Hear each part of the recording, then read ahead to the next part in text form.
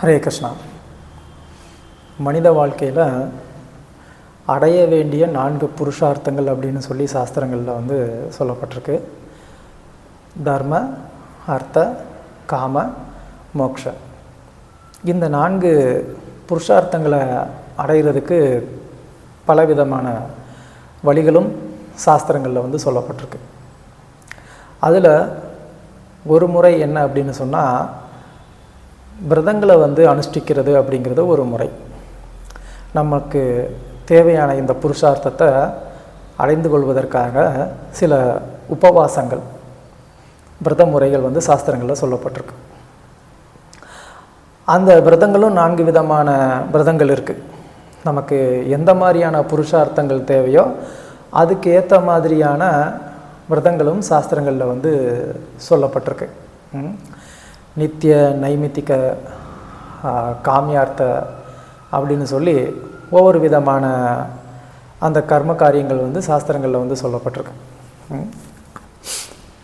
இதில் மோட்சத்தை தவிர்த்து மற்ற அனைத்து புருஷார்த்தங்களுக்கும் செய்யக்கூடிய உபவாசங்கள், விரதங்கள் இல்லை கர்ம காரியங்கள், இது எல்லாமே அனித்தியமானது. அது என்னென்னா, அந்த உபவாசம் அப்படிங்கிறது நமக்கு இந்த தேகம் இருக்கிற வரைக்கும் நமக்கு ஒரு நன்மையை கொடுக்கும். இல்லை அப்படின்னா கூட அது இன்னொரு பிறவியை நமக்கு கொடுக்கும். அந்த இன்னொரு பிறவியில் நமக்கு ஒரு நன்மையை கொடுக்கலாம். ஆனால் அந்த பிறப்பு இறப்பில் இருந்து நம்மளை காப்பாற்றுமா அப்படின்னு சொன்னால், அந்த ஒரு உபவாசத்தினால நம்மளை பிறப்பு இறப்பிலிருந்து காப்பாற்ற முடியாது. இந்த உடலுக்கு தேவையான பௌதிகமான நன்மைகளை நமக்கு அது கொடுக்க முடியும், அவ்வளோதானே தவிர்த்து அது நம்மளை பிறப்பு இறப்பிலிருந்து காப்பாற்றாது. ஆனால் மோட்சார்த்தமாக நம்ம செய்யக்கூடிய ஒரு உபவாசம் அப்படிங்கிறது மட்டும் நம்மளை என்ன பண்ண முடியும், இந்த பிறப்பு இறப்பிலிருந்தே நம்மளை விடுவிக்க முடியும். அது ஒரு பௌதிகமான ஒரு நன்மை இல்லை. அது இந்த ஜீவாத்மாவை இந்த பௌதிக உலகத்தில் இருந்தே கடை தேற்றுறது, அதை வெளியில் கொண்டு வர்றது. அப்படிப்பட்ட ஒரு விரதம் தான் இந்த மோட்சார்த்தமாக செய்யக்கூடிய ஒரு விரதம், உபவாசம் அப்படிங்கிறது. உபவாசம் அப்படின்னு சொன்னால் என்ன அர்த்தம்? உபவாசம் அப்படின்னு சொன்னால், வாசம் அப்படின்னு சொன்னால் நம்ம வசிக்கிறது நமக்கு தெரியும். உபவாசம் அப்படின்னு சொன்னால் அருகில் வசிக்கிறது அப்படின்னு அர்த்தம். ஸோ யாருக்கு அருகில் வசிக்கிறது அப்படின்னு கேட்டால், நம்ம ஆல்ரெடி நிறைய பேருக்கு அருகில் வசிச்சுக்கிட்டு தான் இருக்கிறோம். ஆனால் அதனால் நமக்கு எந்த விதமான ஒரு நன்மையோ ஆனந்தமோ நமக்கு கிடைக்கிறது இல்லை. அதனால தான் இந்த ஒரு நாளில் நம்ம யாருக்கு அருகில் வசித்தா எப்போதும் நிரந்தரமான ஒரு ஆனந்தத்தை நம்மளால் அனுபவிக்க முடியுமோ அப்படிப்பட்ட ஒருவருக்கு அருகில் நம்ம வசிக்கணும். அது யார் அப்படின்னு சொன்னால், ஆனந்தமயோ அபியசாத்துன்னு சாஸ்திரத்தில் எந்த ஒரு நபர் ஆனந்தத்தின் சொரூபமாக சொல்லப்படுறாரோ, யார் ஒருவரை நினைத்த மாத்திரத்திலேயே ஒருத்தருக்கு ஆனந்தத்தை கொடுக்குமோ, அந்த சாக்ஷாத் பகவான் கிருஷ்ணருடைய அருகில் நாம் வாசம் பண்ணணும் அப்படின்னு சொல்லப்பட்டிருக்கு. அவருடைய அருகில் வாசம் பண்ணணும்னா எப்படி பிரபு வாசம் பண்ணுறது, அவர் தான் இப்போ இல்லையே அப்படின்னு நம்ம நினைக்கக்கூடாது. பகவான் கண்டிப்பாக எப்போதும் இருக்கிறாரு, நம்ம கூடயே இருக்கிறாரு. ஆனால் நாம் அவரை மறந்துக்கிட்டு இருக்கிறோம். அதை பொதுவாக மற்ற நாட்களில் நம்ம அதை ஒரு முக்கியத்துவமாக நம்ம எடுத்துக்கிறதில்ல. அட்லீஸ்ட் குறைந்தபட்சம் நம்ம என்ன பண்ணணும், இந்த ஏகாதசி அப்படிங்கிற இந்த தினத்தில் நாம் கடவுள் அருகில் வசிக்கிறது அப்படின்னா என்ன அர்த்தம், அவருடைய ஸ்மரணத்திலேயே அந்த நாளை முழுவதும் நம்ம செலவிடுறது அப்படின்னு அர்த்தம்.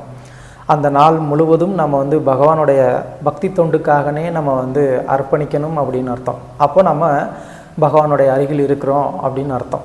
அதனால் இந்த ஏகாதசி அப்படிங்கிற இந்த விரதம் அப்படிங்கிறது நம்மளை என்ன பண்ணுதுன்னு சொன்னால், பிறப்பு இறப்புலேருந்தே நம்மளை காப்பாற்றக்கூடியதாக இருக்குது.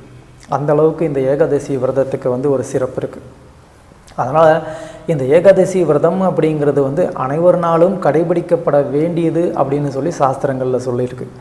எந்த வர்ணமோ, எந்த ஆசிரமமோ, எந்த வயதினரோ, எந்த மாதிரியான ஒரு பொருளாதார நிலையில் இருக்கிறோம் அப்படிங்கிற எந்த ஒரு பாகுபாடும் பேதமும் இல்லாமல் எல்லோரும் இந்த விரதத்தை கடைப்பிடிக்கணும் அப்படின்னு சொல்லி சாஸ்திரங்களில் ரொம்ப ஸ்ட்ராங்காக சொல்லியிருக்கிறாங்க. எந்த விரதத்தை கடைப்பிடிக்கிறோமோ இல்லையோ, இந்த ஏகாதசி விரதத்தை ஒருத்தர் கண்டிப்பாக கடைப்பிடிக்கணும் அப்படின்னு சொல்லப்பட்டிருக்கு. ஸோ இந்த ஏகாதசி விரதம்னா என்ன, இந்த ஏகாதசி விரதத்தை யாரெல்லாம் வந்து கடைப்பிடிக்கணும், எப்படி கடைப்பிடிக்கணும், அதை செய்யக்கூடிய அதில் அன்றைக்கி செய்யக்கூடாதது என்ன, ஏகாதசி விரதத்தை கடைப்பிடிக்கலைன்னா நமக்கு என்ன மாதிரியான ஒரு தீமை ஏற்படும், இது எல்லாத்தையும் நாம் வந்து இந்த வீடியோவில் பார்க்கலாம். முதல்ல ஏகாதசி விரதம் அப்படின்னா என்ன அர்த்தம்? பல அர்த்தங்கள் நம்ம வந்து சொல்ல முடியும். ஏகாதசி அப்படின்னு சொன்னால் 11 அப்படின்னு சொல்லி அர்த்தம், ஒரு அர்த்தம். ஏகாதசி அப்படின்னா 11 அப்படின்னு அர்த்தம். என்ன 11? 11வது நாளில் வரக்கூடிய 11வது நாள், அதுக்கு ஏகாதசி அப்படின்னு சொல்கிறது உண்டு. ஆனால் இன்னொரு ஆழ்ந்த அர்த்தம் என்ன அப்படின்னு சொன்னால், நம்மளுடைய இந்திரியங்கள் 11. கிருஷ்ணர் பகவத்கீதையிலையும் இது வந்து சொல்கிறார். கர்ம இந்திரியம் 5, ஞான இந்திரியம் 5, அதுக்கப்புறமா மனசு, இது எல்லாமே சேர்த்தோம்னா 11. இந்த 11 இந்திரியங்களையும் சேர்த்து நம்ம என்ன பண்ணணும், பகவானுக்கு அருகில் நம்ம வந்து வாசம் பண்ணணும். அதனால தான் இது ஏகாதசி விரதம் அப்படின்னு பேர். ஏன்னா மற்ற நாட்கள்லாம் இந்த கர்ம இந்திரியமோ ஞான இந்திரியமோ மனசோ அது வந்து என்ன பண்ணுது, லௌகிகமான பல செயல்கள்லேயே அது வந்து ஈடுபட்டுக்கிட்டு இருக்கு. அப்படிப்பட்ட அந்த மனசையும் இந்திரியங்களையும் நாம் என்ன பண்ணணும், நம்ம வந்து பகவானுடைய சேவையில் வந்து ஈடுபடுத்தணும். ஏன் அப்படின்னு சொன்னால், நம்ம லௌகிகமான செயல்களில் ஈடுபடுறதுனால இந்த மனசு இந்திரியம் இது எல்லாமே வந்து என்ன ஆகுது, அசுத்தம் அடையுது. அது வந்து பௌதிகமான விஷயங்களை வந்து அனுபவித்து அது வந்து பட்டுதலை வளர்த்துக்குது. அப்போ அதில் இருந்து நம்ம வந்து வெளியில் வரணும் அப்படின்னு சொன்னால் நாம் என்ன பண்ணணும், அட்லீஸ்ட் எல்லா நாளுமே நம்ம வந்து பகவானுக்கு வந்து சேவை பண்ணணும், பக்தி பண்ணணும். அப்படி அந்தளவுக்கு ஒரு தீவிரமான பக்தியை செய்ய முடியாத நபர்களாக இருக்கிறாங்க அப்படின்னா கூட அவங்க குறைந்தபட்சம் என்ன பண்ணணும், இந்த ஏகாதசி தினத்தில் வந்து ஒருத்தர் பகவானுடைய பக்தி தொண்டில் ஈடுபடணும்னு சாஸ்திரத்தில் வந்து சொல்லப்படுது. ஏன்னா இந்த நாள் பத்மநாப தினம் இல்லை பகவானுடைய ஒரு தினம் அப்படின்னு சொல்லி சாஸ்திரங்களில் வந்து சொல்லப்பட்டிருக்கு. இந்த ஏகாதசி அப்படின்றதுக்கு இன்னொரு மீனிங் என்ன அப்படின்னு சொன்னால், ஏக திசா, ஒரே ஒரு திசையில் இந்த 11 இந்திரியங்களும் பயணிக்கிறது அப்படின்னு அர்த்தம். ஏக திசா அப்படின்னு சொன்னால் பகவானை நோக்கி மட்டுமே இந்த 11 இந்திரியங்களும் பயணிக்கிறது. மற்ற நாட்களில் என்னென்னா இது பலவிதமான தேவைகளை நோக்கி இது வந்து என்ன பண்ணுது, பயணம் செய்யுது. மனசு குறிப்பாக வந்து மனசு பலவிதமான சிந்தனைகளில் அது வந்து ஈடுபட்டிருக்கு. அது எல்லாத்தையும் வந்து தடுத்து நிப்பாட்டி நம்ம என்ன பண்ணணும், இந்த ஏகாதசி அப்படிங்கிற இந்த ஒரு நாளில் நம்ம முழுவதுமாக பகவானை மட்டுமே சிந்திக்கிறது, பகவானுக்காக மட்டுமே செயல்படுறது அப்படின்னு சொல்லி இருக்கக்கூடிய ஒரு தினம்தான் இந்த ஏகாதசி தினம். ஹரிவாசா அப்படின்னு சொல்லுவாங்க. ஸோ ஹரி வாசம் செய்யக்கூடிய ஒரு தினம், இல்லைனா ஹரியினுடைய ஸ்மரணத்திலேயே வாசம் செய்யக்கூடிய ஒரு தினம் அப்படின்னு சொல்லி இந்த ஏகாதசிக்கு அர்த்தம். ஸோ அதனால் இந்த ஏகாதசி அப்படிங்கிற இந்த விரதம், இந்த உபவாசத்தை ஒருத்தர் வந்து என்ன பண்ணணும், கண்டிப்பாக வந்து கடைப்பிடிக்கணும். அதனால் நமக்கு என்ன நன்மை கிடைக்கும் அப்படின்னு சொன்னால், இந்த பௌதிக உலகத்தையே அனுபவித்து இங்கேயே வந்து நம்ம ஆனந்தமாக இருக்கணும் அப்படின்னு நினைக்கக்கூடிய அந்த மனநிலை அது வந்து என்ன ஆகுது, கொஞ்சம் கொஞ்சமாக அதிலிருந்து இந்த மனது வந்து விடுபடுது. பௌதிகமான இந்த பந்தங்களில் இருந்து இந்த மனது விடுபடணும் அப்படின்னு சொன்னால் அதுக்கு இந்த ஏகாதசி விரதம் அப்படிங்கிறது ரொம்ப ரொம்ப அவசியம். இது பத்ம புராணத்தில் சொல்லப்பட்டிருக்கு, வராக புராணத்தில் சொல்லப்பட்டிருக்கு, நாரதிய புராணத்தில் சொல்லப்பட்டிருக்கு, சனத்குமார சங்கீதாவில் சொல்லப்பட்டிருக்கு. இப்படி எத்தனையோ புராணங்களில் வந்து இந்த ஏகாதசி விரதத்தினுடைய மகிமைகள் வந்து சொல்லப்பட்டிருக்கு. யார் ஒருத்தர் இந்த பௌதிக பந்தத்திலிருந்து விடுபடணும்னு நினைக்கிறாரோ, யாருடைய மனசு இந்த பௌதிகமான புலனின்பத்தினுடைய ஒரு பற்றுதலில் இருந்து விடுபடணும்னு நினைக்கிறாங்களோ அவங்க வந்து என்ன பண்ணி ஆகணும், இந்த ஏகாதசி விரதத்தை கண்டிப்பாக வந்து கடைப்பிடித்தாகணும் அப்படின்னு சொல்லி சாஸ்திரத்தில் வந்து சொல்லப்பட்டிருக்கு. இந்த ஏகாதசி விரதம் அப்படிங்கிறத செய்கிறதுனால என்ன நன்மை கிடைக்கும் அப்படின்னு சொன்னால், 1000 அஸ்வமேத யஜ்யம் செய்த பலன் ஒரு ஏகாதசியை கடைப்பிடிச்சதுனாலேயே வந்து கிடைக்குமா. அது மட்டும் இல்லாமல் 1000 வாஜபேய யஜ்யம் இதை செய்த பலனும் வந்துட்டு ஒரு ஏகாதசி விரதம் செய்ததுனால வந்து கிடைக்குமா. அப்படி இருக்கும்போது இந்த ஏகாதசி விரதத்தை நம்ம ஏன் வந்து தவற விடணும்? இந்த ஒரு ஏகாதசி விரதத்தினாலேயே நமக்கு எவ்வளோ நன்மை கிடைக்கும் அப்படின்னு சொல்லும்போது, நம்ம ஏன் வந்து இந்த விரதத்தை வந்து நம்ம தவற விடணும்? அது மட்டும் இல்லாமல் இன்னும் புராணங்களில் வந்து சொல்லப்பட்டிருக்கு, யார் இந்த ஏகாதசி விரதத்தை வந்து கடைப்பிடிக்கிறாரோ 100 ஜென்மங்களில் அவர் செய்த அனைத்து பாவங்கள்லேருந்தும் அவர் வந்து விடுபடுறாரு அப்படின்னு சொல்லப்பட்டிருக்கு. அது மட்டும் இல்லாமல் அவர் எல்லா விதமான தரித்திரங்களில் இருந்து அவர் விடுபடுவார் அப்படின்னு சொல்லப்பட்டிருக்கு. ஏகாதசி விரதத்துக்கும் தரித்திரத்துக்கும் என்ன பிரபு சம்பந்தம் அப்படின்னு நாம் வந்து நினைக்கலாம். ஏன்னா இந்த ஏகாதசி தினம் அப்படிங்கிறது பகவானுக்கு மட்டும் பிரியமான தினம் இல்லை, இது லக்ஷ்மி தேவிக்கும் பிரியமான ஒரு தினம். ஏன்னு கேட்டால் தேவர்கள் எல்லாம் வந்து லக்ஷ்மியை இழந்து வந்து என்ன பண்ணிக்கிட்டு இருக்கிறாங்க, அவங்கெல்லாம் கஷ்டப்பட்டுக்கிட்டு இருக்கிறாங்க. லக்ஷ்மியோடைய ஒரு கடாட்சம் இல்லாததுனால செல்வத்தை இழந்து தேவர்கள் எல்லாம் கஷ்டப்பட்டுக்கிட்டு இருக்கிறாங்க. அப்போ தேவர்கள் எல்லாம் வந்து என்ன பண்ணுறாங்க, பகவான்கிட்ட வந்து முறையிடுறாங்க, எங்களுக்கு இந்த மாதிரியான ஒரு துரதிர்ஷ்டம் ஏற்பட்டிருக்கு, எங்களுக்கு இதுக்கு நீங்கள் வந்து ஒரு வழி சொல்லணும் அப்படின்னு சொல்லும்போது தான் பகவான் வந்து என்ன சொல்கிறாரு, நீங்கள் பார்க்கடலை கடைங்க, உங்களுக்கு அதில் வந்து பலன் கிடைக்கும் அப்படின்னு சொல்கிறாரு. அப்போ உபவாசம் இருந்து என்ன பண்ணுறாங்க, தேவர்கள் வந்து இந்த பார்க்கடலை வந்து கடைகிறாங்க. ஸோ அந்த பார்க்கடலை கடைந்த போது அந்த பார்க்கடலில் இருந்து மகாலட்சுமி தோன்றிய தினம் வந்து இந்த ஏகாதசி தினம். ஸோ அதனால் யாரெல்லாம் வந்து இந்த ஏகாதசி தினத்தில் வந்து விரதம் இருக்கிறாங்களோ அவங்களுக்கெல்லாம் மகாலட்சுமியோடைய கருணை கடாட்சம் கிடைக்கும் அப்படின்னு வந்து சாஸ்திரத்தில் சொல்லப்பட்டிருக்கு. அதனால தான் இந்த ஏகாதசி விரதத்தை வந்து தேவர்கள் கூட வந்து கடைபிடிப்பாங்க. தேவர்கள் கூட வந்து யார் என்ன பண்ண மாட்டாங்க, இந்த ஏகாதசி விரதத்தை வந்து மிஸ் பண்ண மாட்டாங்க. நம்ம ஏதோ இந்த ஏகாதசி விரதம் இருக்கிறதுனால பௌதிகமான நன்மை எதுவுமே கிடைக்காது அப்படின்னு நினச்சிக்க தேவையில்லை. கண்டிப்பாக அதுவும் கிடைக்கும், அது இல்லைன்னு கிடையாது. அதையும் தாண்டி நமக்கு இந்த பௌதிக உலகத்தை அனுபவிக்கணுங்கிற அந்த ஆசையிலிருந்து நம்மளால் வந்து விடுபட முடியும். பகவான் கிருஷ்ணருக்கு மேலே நமக்கு வந்து அந்த ஒரு அன்பானது அதிகரிக்கும். இந்த ஏகாதசி விரதத்தினால என்ன ஒரு மிகப்பெரிய நன்மை அப்படின்னு சொன்னால், பகவானுக்கு மேலே எனக்கு எந்த ஒரு அன்புமே வரலையங்க அப்படின்னு நினைக்கிறவங்களுக்கு கூட பகவானுக்கு மேலே வந்து அந்த அன்பு பெருகிறதுக்கு இந்த ஏகாதசி விரதம் வந்து ஒரு உதவியாக இருக்குது. ஸோ அதனால் இந்த ஏகாதசி விரதம் அப்படிங்கிறத ஒருத்தர் வந்து கண்டிப்பாக வந்து கடைப்பிடிக்கணும். ஒவ்வொரு ஏகாதசியும் கடைப்பிடிக்கணும். இதில் சிலர் வந்து என்ன நினச்சிக்கிறாங்க, இப்போ பாண்டவர் நிர்ஜல ஏகாதசி வருது, இந்த ஒரு ஏகாதசி எப்படியும் நம்ம வந்து நல்லா கடைப்பிடிச்சிட்டோம்னா அடுத்து 24 23 ஏகாதசிகளை வந்து நம்ம கடைப்பிடிக்காட்டினா கூட நமக்கு எந்த விதமான ஒரு நஷ்டமும் இல்லை அப்படின்னு நினச்சிக்கிட்டு இருக்கிறாங்க.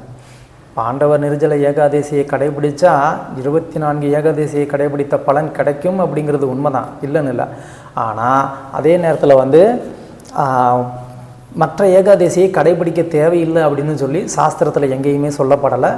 அது குறிப்பாக வந்து பீமன் வியாசதேவர்கிட்ட இந்த மாதிரி கேட்டதாக வந்து சொல்லுவாங்க. ஆனால் மகாபாரதத்தில் அந்த மாதிரி இல்லை. மகாபாரதத்தில் பீமன் வந்து இப்படி ஏகாதசி விரதங்களை கடைபிடிக்க முடியாதவங்க கூட இருப்பாங்களே, அவங்களுக்காக ஏதாவது ஒரு நன்மை இருக்கா, அவங்க என்ன பண்ணுறது அப்படின்னு சொல்லி தான் வந்து பீமன் கேட்குறாரே தவிர அவர் ஏகாதசி விரதத்தை என்னால் கடைபிடிக்க முடியாது அப்படின்னு சொல்லி அவர் சொல்லவே இல்லை. ஏன்னா ஏகாதசி விரதத்தை கடைபிடிக்காமல் இருக்கிறதுனால எவ்வளவு பாவம் வந்து சேரும் அப்படிங்கிறது பீமனுக்கு தெரியும்.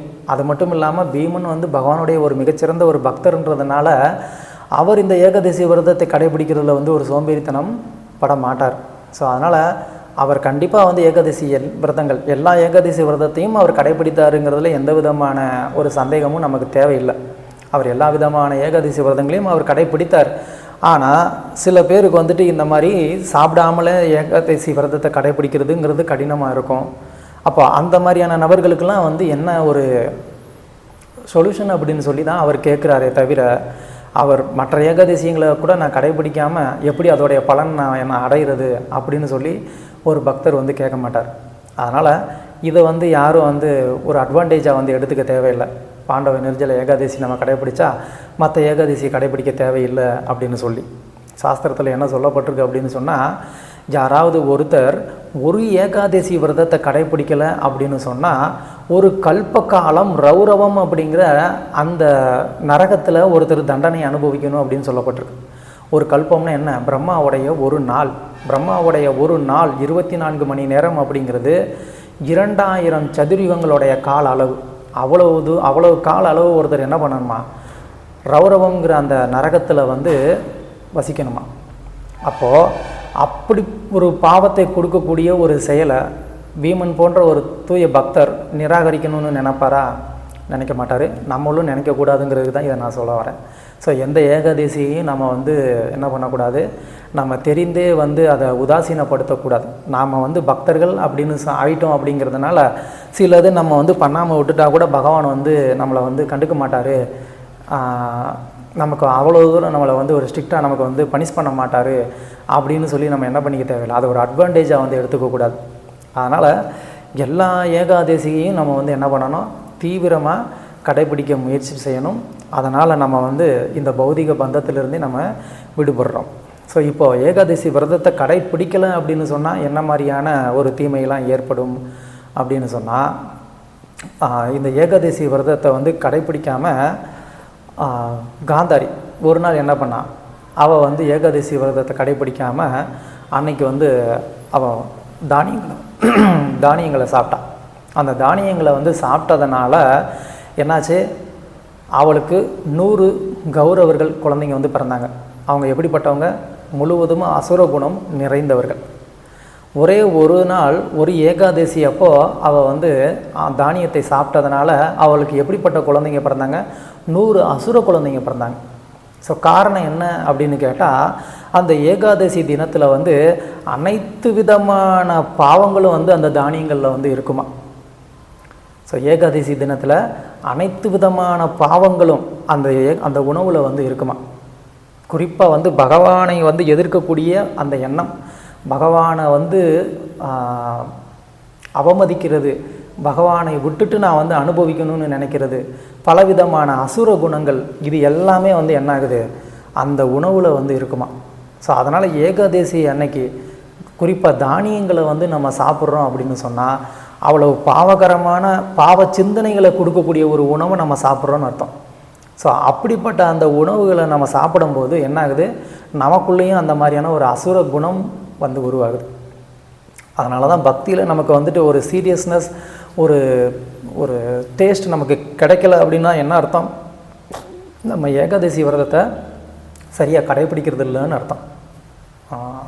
அப்போ என்னாகும், இந்த மாதிரியான பாவ உணவை சாப்பிட்றதுனால நமக்கு கொஞ்சம் கொஞ்சமாக பக்தியில் இருக்கக்கூடிய சுவை போயிடும். பக்தருடைய ஒரு சங்கம் நமக்கு வந்து தேவையில்லைன்னு நினைப்போம். அதுக்கப்புறமா பகவானுடைய பக்தி தொண்டையே நம்ம விட்டு மறந்து போயிடும்.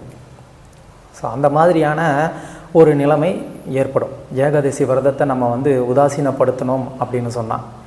அது மட்டும் இல்லாமல் அந்த ஏகாதசி விரதத்தை வந்து உதாசீனப்படுத்துகிறவங்கள ஒருத்தன் பார்க்குறதே வந்து பாவமாக. யாராவது ஒருத்தன் அந்த ஏகாதசி தினத்தில் வந்து தானியங்களை சாப்பிட்டான் அப்படின்னு சொன்னால் அவனுக்கு தண்டனை என்ன அப்படின்னு கேட்டால் 3 லட்சம் முறை வந்து என்ன பண்ணணுமா, பகவானுக்கு வந்துட்டு தண்டவத் பிரணாமம் பண்ணணுமா.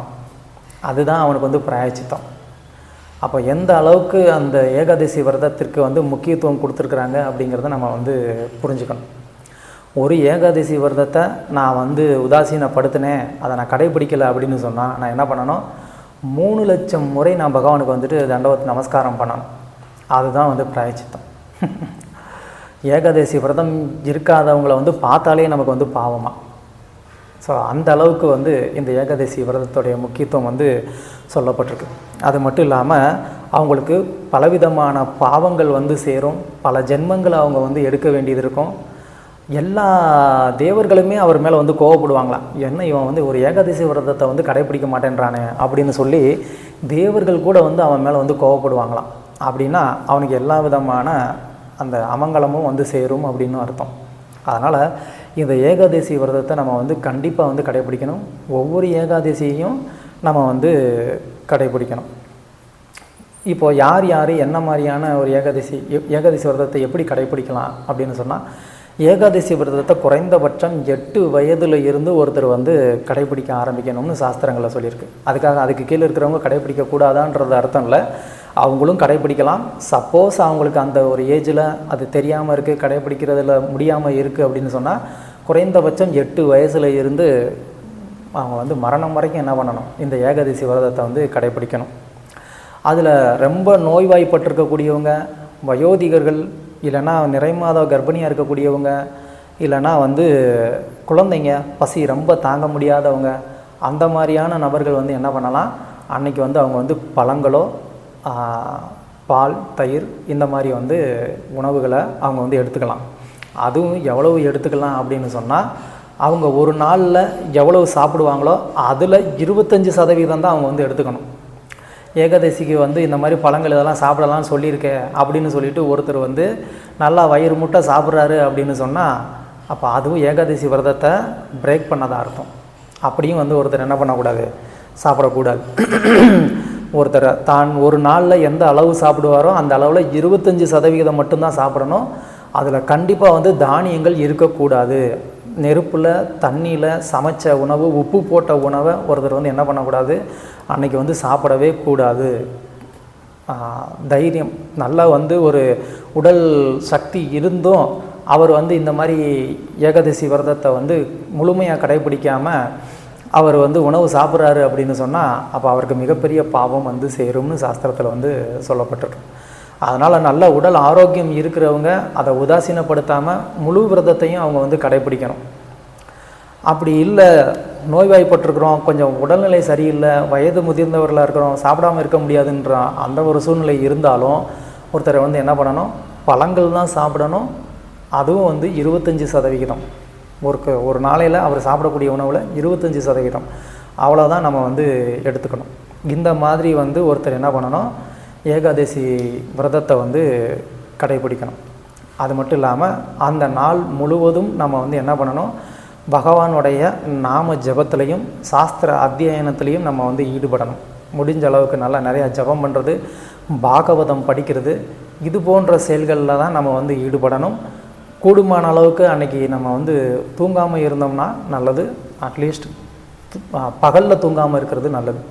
பகலில் தூங்குறது அப்படிங்கிறதும் ரொம்ப தப்பான ஒரு விஷயம். அதுவும் ஏகாதசி தினத்தன்னைக்கு. ஏகாதசி தினம் எந்த அளவுக்கு வந்து சொல்லப்பட்டிருக்கோ அன்றைக்கி வந்து ஒரு நிமிஷத்தை கூட நம்ம வந்து விரயம் பண்ணக்கூடாது. அந்த அளவுக்கு நம்ம வந்து என்ன பண்ணணும், ரொம்ப தீவிரமாக அன்றைக்கி முழுவதும் ஹரியினுடைய அந்த ஸ்மரணத்தில், கிருஷ்ணருடைய ஸ்மரணத்தில் இருக்கிறதுக்கு நாம் வந்து முயற்சி செய்யணும். ஸோ அப்படி நம்ம வந்து இந்த ஏகாதசி தினத்தை பூரணமாக நம்ம வந்து கடைபிடித்தோம் அப்படின்னு சொன்னால் நமக்கு பகவானுடைய கருணையும் பூரணமாக வந்து கிடைக்கும். இந்த 4 புருஷார்த்தங்களையும் நம்மளால் இந்த ஏகாதசி விரதத்தினாலேயே நம்மளால் வந்து அடைய முடியும். ருக்மாங்கதன் அப்படின்னு சொல்லி ஒரு ராஜா இருந்தான். அந்த ராஜா வந்து ஏகாதசி விரதத்தை கடைபிடிக்கிறதுல ரொம்ப ரொம்ப தீவிரமானவன்.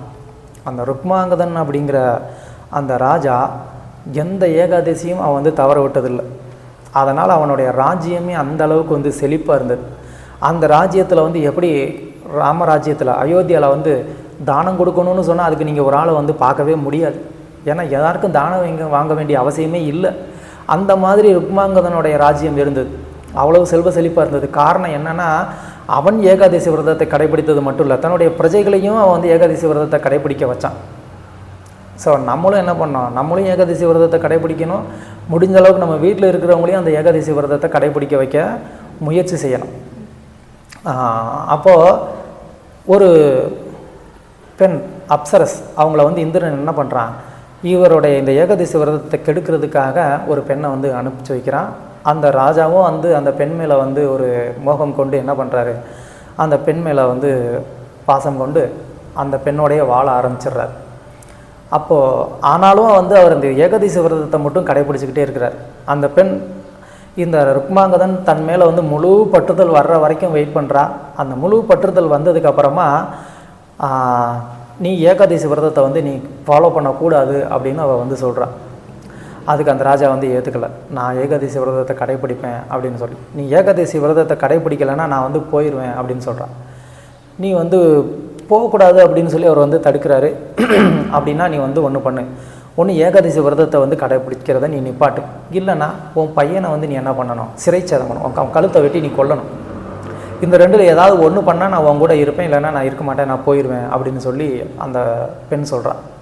அப்போ அந்த ருக்மாங்கதன் என்ன பண்ணுறான், தான் ஏகாதசி விரதம் கடைப்பிடிக்கிறது வந்து ஸ்டாப் ஆகக்கூடாதுங்கிறதுக்காக தன்னுடைய பையனை வந்து அவன் கொல்றதுக்கு தயாராகிறான். அவனுடைய மனைவி அவளும் வந்து ஒத்துக்கிறா, பரவாயில்ல ராஜா, நீங்கள் வந்து கடைபிடிக்கக்கூடிய அந்த ஏகாதசி விரதம் அப்படிங்கிறது வந்து என்றைக்கும் தடைப்படக்கூடாது, என் மகனை நீங்கள் வந்து பலி கொடுத்தாலும் பரவாயில்ல அப்படின்னு சொல்லி அவளும் ஒத்துக்கிறா. ஸோ அப்படின்னா அந்த ஏகாதசி விரதத்தை வந்து பங்கம் பண்ணக்கூடாது அப்படிங்கிறதுல எந்த அளவுக்கு அந்த ராஜா வந்து உறுதியாக இருந்திருக்கான் அப்படிங்கிறத நம்ம வந்து பார்க்கணும். அதனால் இந்த ஏகாதசி விரதத்துடைய ஒரு முக்கியத்துவத்தை நம்ம வந்து உணர்ந்துக்கிட்டு என்ன பண்ணணும், நாமளும் இந்த ஏகாதசியை வந்து நல்லபடியாக வந்து கடைபிடிக்கணும். வரப்போகிற எல்லா ஏகாதசிகளையுமே நீங்கள் வந்து நல்லா கடைபிடிக்கணும். அதுலேயும் பாண்டவ நெஞ்சில் ஏகாதசி வருது, அதையும் வந்து நீங்கள் நல்லா சிறப்பாக வந்து கடைபிடிக்கணும். எல்லா பக்தர்களுமே நல்லா கடைபிடிக்கணும். நானும் வந்து அந்த ஏகாதசி விரதத்தை நல்லபடியாக கடைபிடிக்கணும். எல்லாரும் வந்து இந்த ஏகாதசி விரதத்தை கடைபிடித்து பகவானுடைய அந்த கருணைக்கு நம்ம எல்லோரும் வந்து பாத்திரதாரர்கள் ஆகும் அப்படின்னு சொல்லி கேட்டுக்கிறேன். ஹரே கிருஷ்ணா.